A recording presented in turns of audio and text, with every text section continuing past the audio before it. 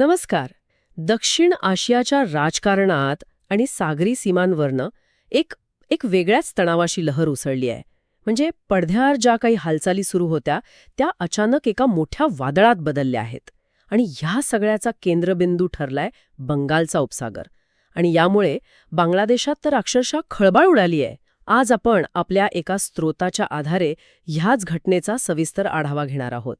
बंगालच्या उपसागरात नेमकं असं काय घडलं की बांगलादेशमध्ये जवळपास आणीबाणीसारखी परिस्थिती निर्माण झाली आणि आंतरराष्ट्रीय स्तरावरही चिंता वाढली. त्यामुळे आजचा आपला मुख्य प्रश्न हा आहे की ही भारताची केवळ एक सामान्य लष्करी कवायत होती की ह्या मागे काहीतरी मोठं आणि खूप विचारपूर्वक आखलेलं धोरण होतं. चला या प्रकरणाच्या खोलात जाऊया. सुरुवात त्या घटनेपासून करूया ज्याने सगळ्यांनाच धक्का दिला. भारतीय नौदलाने अवघ्या 24 ते 48 तासात बंगालच्या उपसागरात आपली ताकद अचानक आणि खूप मोठ्या प्रमाणात वाढवली. सूत्रांच्या माहितीनुसार ही काही ठरलेली लष्करी कवायत नव्हती. हे काहीतरी वेगळंच होतं. म्हणजे ही असाधारण उपस्थिती म्हणजे नेमकं काय? काही जास्त जहाजं पाठवली होती की अजून हे? हा खूप महत्वाचा मुद्दा आहे. असाधारण उपस्थिती म्हणजे फक्त जास्त जहाजं पाठवणं नाही, तर ती जहाजं कुठे आणि कशी तैनात केली आहेत हे जास्त महत्वाचं ठरतं. भारतीय नौदलाने बंगालच्या उपसागरातील मुख्य व्यापारी मार्गांवर आणि बांगलादेशच्या किनारपट्टी जवळच्या मोक्याच्या ठिकाणी आपली जहाजं उभी केली होती. यात विनाशिका म्हणजे डिस्ट्रॉयर्स, टेवळणी करणारी जहाजं आणि पाणबुड्यांचाही समावेश असल्याची शक्यता होती. याचा सरळ अर्थ होता की भारत फक्त आपली ताकद दाखवत नव्हता, तर तो त्या भागातील प्रत्येक हालचालीवर नियंत्रण ठेवू इच्छित होता. हा एक प्रकारचा इशारा होता की यापुढे इथून जाणारी प्रत्येक गोष्ट आमच्या नजरेखाली असेल. आणि याचा परिणाम बांगलादेशवर लगेच दिसला असणार. तिथे तर गोंधळाचंच वातावरण निर्माण झालं.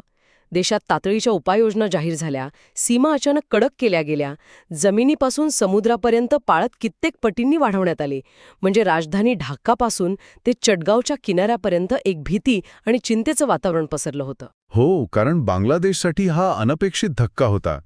त्यांना वाटलं होतं की त्यांच्या हालचाली गुप्त आहेत, पण भारताच्या या कृतीने हे स्पष्ट केलं की त्यांना सर्व काही माहीत आहे. आणि भारताने इतक्या वेगाने हे पाऊल का उचललं याचं कारण म्हणजे त्यांना मिळालेली पक्की माहिती.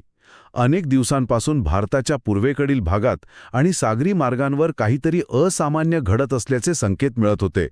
काही नेटवर्क सक्रिय होत होते जे भारताच्या अंतर्गत सुरक्षेसाठी धोकादायक ठरू शकत होते. जेव्हा हे स्पष्ट झालं की या नेटवर्कला समुद्रातून रसद पुरवली जात आहे, तेव्हा भारताने कोणताही वेळ न दवडवता हे पाऊल उचललं. आणि इथेच ही गोष्ट एका गुप्तहेराच्या कथेसारखं वळण घेते, बरोबर? म्हणजे सुरुवातीला ज्यांना साधीसुधी व्यापारी जहाजं समजलं जात होतं त्यांच्यावरच सगळा संशय होता. वरून पाहता ती सामान्य मालवाहू जहाजं, पण आतमध्ये काहीतरी वेगळंच शिजत होतं. ते नियमित मार्गांवरून जात होते, पण गुप्तचर यंत्रणांना माहिती मिळाली होती की या जहाजांचा वापर केवळ व्यापारासाठी होत नाहीये. यात अशा काही वस्तू लपवून नेल्या जात होत्या ज्यांचा वापर भारताच्या सुरक्षेला धोका निर्माण करण्यासाठी होऊ शकला असता. ही माहिती इतकी ठोस होती की भारतीय नौदलाला थेट कारवाई करण्याची परवानगी मिळाली. मग नक्की कोणती गुप्त माहिती होती? म्हणजे इतकी मोठी नौदल कारवाई करायला लावणारी गोष्ट काय असू शकते? स्रोतानुसार या जहाजांमध्ये फक्त शस्त्र नव्हती, तर अत्याधुनिक कम्युनिकेशन उपकरणे, ड्रोनचे सुटे भाग आणि काही रासायनिक घटक असल्याची माहिती होती. या सगळ्याचा वापर करून भारताच्या पूर्वेकडील राज्यांमध्ये अशांतता निर्माण करण्याचा एक मोठा कट होता. ही माहिती मिळताच भारतीय यंत्रणेने कोणताही गाजावाजा न करता संपूर्ण सागरी मार्ग आपल्या नियंत्रणात घेण्यास सुरुवात केली. आणि त्यांनी त्या जहाजांवर थेट हल्ला केला नाही किंवा त्यांना पकडलं नाही. अच्छा, म्हणजे हल्ला न करता त्यांनी एक प्रकारे नाकेबंदी केलीये? हे खूपच रंजक आहे. हो, याला स्ट्रॅटेजिक चोखहोल्ड म्हणतात. हा एक प्रकारचा बुद्धिबळाचा डाव असतो. तुम्ही समोरच्या राजाला थेट मारत नाही, पण तुम्ही त्याच्या सगळ्या चाली बंद करून टाकता. भारताने तेच केलं. त्यांनी त्या जहाजांना पुढे जाण्याचे किंवा मागे फिरण्याचे सगळे मार्ग बंद केले. त्यांना समुद्रातच अडकून ठेवलं? हो, विचार करा त्या जहाजांवरील लोकांची काय अवस्था झाली असेल. त्यांना कळत होतं की आपण पकडले गेलो आहोत, पण त्यांच्या मदतीला कोणी येऊ शकत नव्हतं. भारताने एकही गोळी न चालवता समोरच्या पक्षाची संपूर्ण योजना उधळून लावली.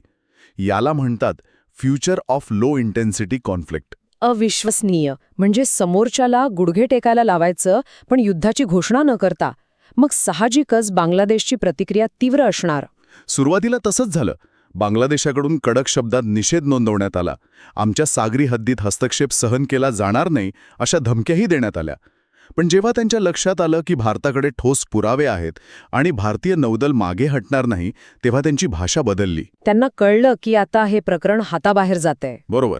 त्यांना कळून चुकलं की आता हा प्रादेशिक मुद्दा राहिलेला नाही आणि परिस्थिती हाताबाहेर जात आहे. मला एक प्रश्न पडलाय, वॉशिंग्टनलाच का?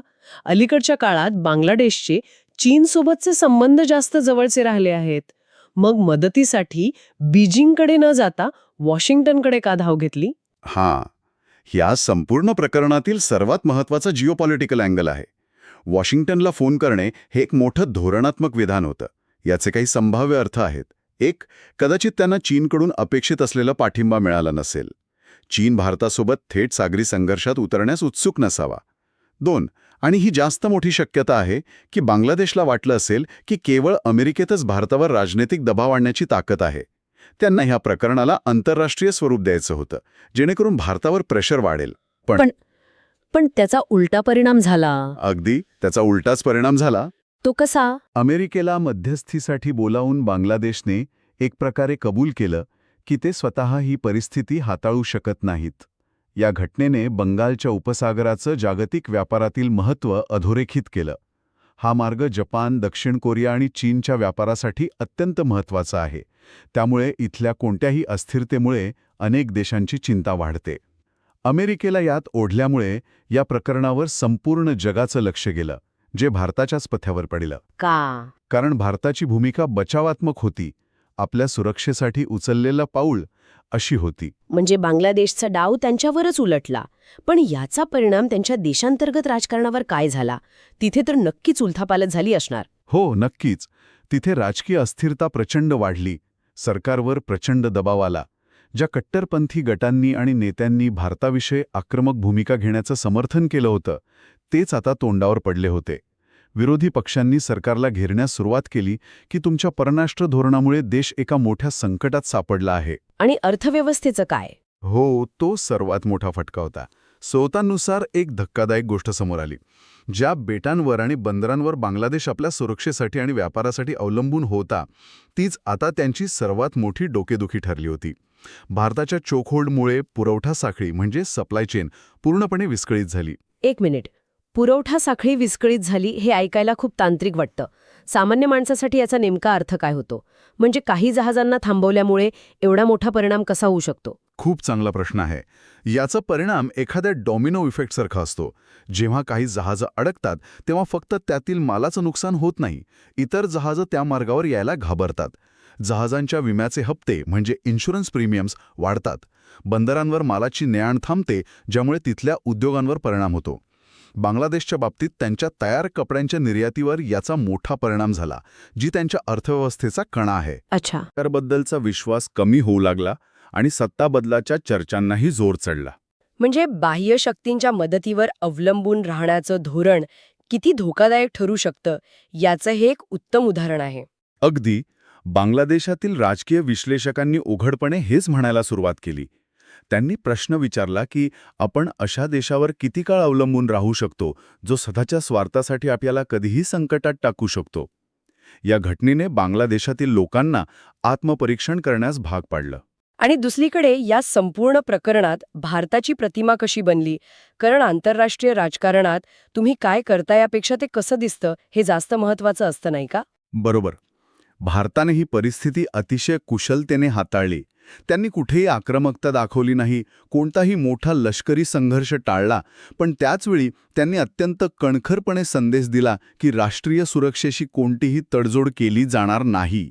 या संयमित पण दृढ भूमिकेमुळे आंतरराष्ट्रीय स्तरावर भारताचं कौतुक झालं. त्यांनी हे सिद्ध केलं की ते आपल्या प्रदेशातील एक जबाबदार पण शक्तिशाली देश आहेत. या घटनेने बंगालच्या उपसागरातील शक्ती संतुलन म्हणजे बॅलन्स ऑफ पॉवर पूर्णपणे बदलून टाकलं. तर या सगळ्याचा अर्थ काय काढायचा? या संपूर्ण घटनेतून आपण काय शिकू शकतो? याचा सरळ अर्थ आहे की भारताने एक स्पष्ट संदेश दिला आहे की बंगालचा उपसागर किंवा हिंदी महासागर हा परिसर कोणत्याही छुप्या कारवायांसाठी किंवा काय म्हणतात त्याला गुप्त खेळांसाठी खुला नाही.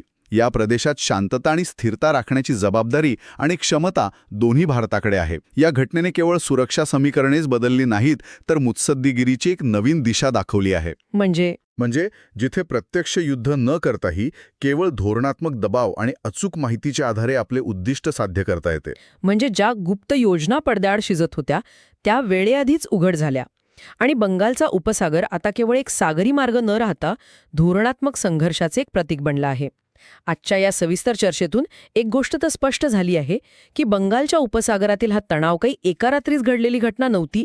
हा महिनोन्महिने रचल्या जात असलेल्या एका मोठ्या कटाचा स्फोट होता. भारताच्या शांत पण निर्णायक कृतीने केवळ एक धोकादायक लष्करी हालचालच रोखली नाही, तर संपूर्ण प्रादेशिक राजकारणाला एक नवीन आणि अनपेक्षित वळण दिलं आहे. आणि या घटनेनं भविष्याचे एक चित्रही स्पष्ट केलं आहे. भविष्यातील संघर्ष कदाचित मोठ्या रणगाड्यांनी किंवा लढाऊ विमानांनी नाही, तर अशाच धोरणात्मक हालचाली, गुप्त माहिती, आर्थिक दबाव आणि सागरी मार्गांवरील नियंत्रणाने लढले जातील.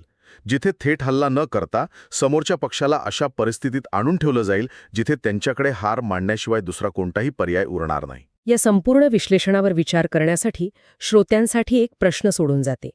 जर कोणत्याही उघड संघर्षाशिवाय केवळ धोरणात्मक दबावाने एखाद्या देशाच्या अंतर्गत राजकारणात आणि अर्थव्यवस्थेत इतकी मोठी उलथापालथ घडून आणता येत असेल, तर भविष्यात सागरी मार्गांवरील नियंत्रण हेच सर्वात मोठं आणि प्रभावी शस्त्र बनेल का? यावर नक्कीच विचार करायला हवा.